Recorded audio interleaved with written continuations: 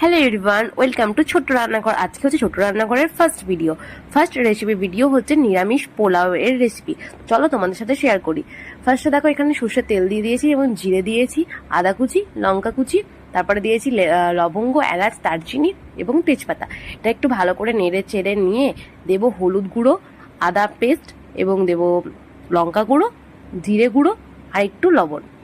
তারপরে দেখো একটু নেড়ে নিয়ে তারপরে অল্প একটু জল দিয়ে ভালো করে নাড়িয়ে নেবে এবং তারপরে যে ভেজানো সয়াবিনগুলো ছিল সেগুলোকে ভালো করে চিপে নেব এবং চিপে নিয়ে সেগুলোকে ভালো করে নেড়ে তার মধ্যে চালটাকে ধুয়ে নিয়েছিলাম এবং চালটা দিয়ে দেবো।